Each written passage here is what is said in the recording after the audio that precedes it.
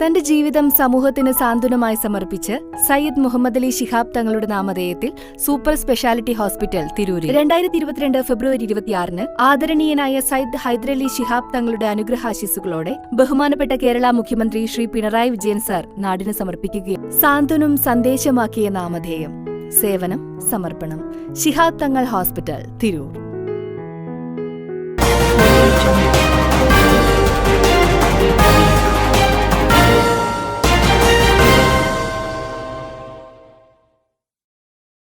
നമസ്കാരം, പ്രഹേളിക ന്യൂസിലേക്ക് സ്വാഗതം. ഞാൻ ധ്യാന.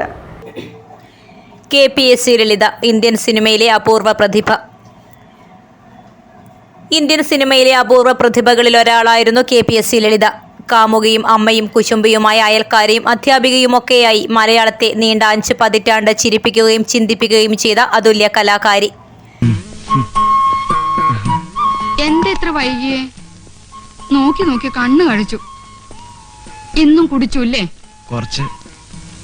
ഒരു കമ്പനി ഉണ്ടായിരുന്നു ഓമനെ. എന്നും ഉണ്ടല്ലോ കമ്പനി. എന്നോട് ഇപ്പൊ പഴയ പോലെ ഇഷ്ടമൊന്നുമില്ല. ഇഷ്ടമില്ല എന്നാര് പറഞ്ഞു? എന്നാലേ എനിക്കൊരു കാര്യം പറയാനുണ്ട്. എന്ത് കാര്യം? ഇപ്പൊ പറയില്ല, പിന്നെ പറയാം. എപ്പോ? പിന്നെ 10ാം വയസ്സിൽ നാടകത്തിലൂടെ അഭിനയ രംഗത്തേക്ക്, പിന്നീട് മലയാള സിനിമാ രംഗത്തേക്ക് എത്തിയ KPSC വിവിധ ഭാഷകളിലായി 550-ലേറെ സിനിമകളിൽ അഭിനയിച്ചു. കടയ്ക്കത്തറൽ വീട്ടിൽ K അനന്തൻ നായരുടെയും ഭാർഗവി അമ്മയുടെയും മകളായി കായംകുളത്താണ് ജനനം. മഹേശ്വരി അമ്മ എന്നായിരുന്നു യഥാർത്ഥ പേര്. വളരെ ചെറുപ്പകാലത്തു തന്നെ നൃത്തത്തിലും നാടകത്തിലും മികവ് പുലർത്തിയ ലളിത ഗീതയുദ്ധി സിനിമകളിൽ നടിയായും സഹനടിയായും സിനിമാ പ്രേമികളെ എന്നും പിടിച്ചിരുത്തിയ ലളിത ഏത് വേഷത്തെയും അനായാസം പ്രേക്ഷക മനസ്സിലേക്ക് എത്തിക്കുന്നതിൽ മികവ് പുലർത്തി. സ്വയംവരം, അനുഭവങ്ങൾ, പാളിച്ചകൾ, ചക്രവാളം, കൊടിയേറ്റം, പൊന്മുട്ടയിടുന്ന താറാവ്, വെങ്കലം, ദശരഥം, ഗോഡ്ഫാദർ, വടക്ക് നോക്കി യന്ത്രം, അനിയത്തിപ്രാവ്, അമരം എന്നിവ ലളിത അഭിനയിച്ച ചിത്രങ്ങളിൽ പ്രധാനപ്പെട്ടവയാണ്. ആരാ?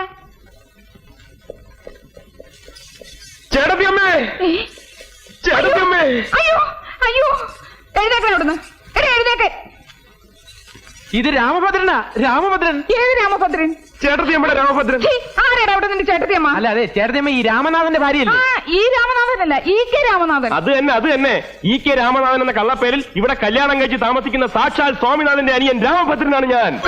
അരങ്ങിൽ ഹാസ്യവേഷങ്ങൾ കൊണ്ട് ചിരിപ്പിച്ചും അമ്മ വേഷങ്ങളിലൂടെ സ്നേഹം കാട്ടിയും കരയിപ്പിച്ചും കിട്ടിയ വേഷങ്ങളൊക്കെയും ജീവിച്ചു കാണിക്കുകയായിരുന്നു ലളിത. 1978 പ്രശസ്ത മലയാള ചലച്ചിത്ര സംവിധായകൻ ഭരതനെ വിവാഹം ചെയ്യുന്നത്. ശേഷം സിനിമയിൽ നിന്നും ചെറിയൊരു ഇടവേളയെടുത്ത ലളിത 1983 കാറ്റത്തെ കിളിക്കൂട് എന്ന ചിത്രത്തിലൂടെ വീണ്ടും സിനിമയിലേക്ക് സജീവമായി. പിന്നീട് നിരവധി സിനിമകൾ. മലയാളത്തിന്റെ തിരശീല വിട്ട് തമിഴിലും അരങ്ങ് തെളിയിച്ചു ലളിത. 1998 ഭരതന്റെ മരണത്തെ തുടർന്ന് വീണ്ടും സിനിമയിൽ നിന്നും വിട്ടുനിന്ന താരം 1999 വീണ്ടും ചലച്ചിത്ര രംഗത്ത് സജീവമായി. സത്യൻ അന്തിക്കാടിന്റെ വീണ്ടും ചില വിട്ടുകാര്യങ്ങൾ എന്ന ചിത്രത്തിലൂടെയായിരുന്നു പിന്നീട് സിനിമാ രംഗത്തേക്കുള്ള തിരിച്ചുവരവ്. അഭിനേതാവും സംവിധായകനുമായ സിദ്ധാർത്ഥാണ് മകൾ ശ്രീകുട്ടി. അഭിനയം കൊണ്ട് പ്രേക്ഷക ഹൃദയത്തെ ഇടം നേടിയ ലളിതയെ തേടി ഒട്ടനവധി പുരസ്കാരങ്ങളും തേടിയെത്തി. ദേശീയ പുരസ്കാരവും സംസ്ഥാന പുരസ്കാരവും നിരവധി തവണ തേടിയെത്തി. 2 തവണ മികച്ച സഹനടിക്കുള്ള ദേശീയ പുരസ്കാരം ഉൾപ്പെടെ ഒട്ടനവധി അംഗീകാരങ്ങൾ നേടിയിട്ടുണ്ട്. ബിഗ് സ്ക്രീൻ പോലെ മിനി സ്ക്രീനിലും ഏറെ സജീവമായിരുന്ന ലളിത 5 പതിറ്റാണ്ടിലേറെയായി അഭിനയ ലോകത്തും പ്രേക്ഷക ഹൃദയങ്ങളിലും സജീവമായി തുടരുകയാണ്.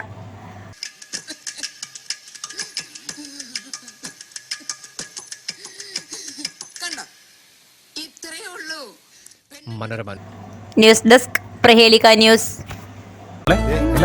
ഓൾമോസ്റ്റ് എല്ലായി. ഈ ഒരു ഡിസൈൻ മാത്രം കണ്ടില്ല. അതിനെന്താ, മോൾ ആ ഡിസൈൻ ഞങ്ങൾക്ക് അയച്ചതാ. ഞങ്ങൾ അതേപോലെ ഡിസൈൻ ചെയ്ത് മാല വീട്ടിലെത്തിക്കാം. ആഹാ, അത് കൊള്ളാലോ. ഇപ്പൊ എന്നെ ഡിസൈൻ അയച്ചുതരാം. അപ്പൊ അനക്ക് വേണ്ടല്ലേ? Celebrating 50 years. Majestic Jewelers.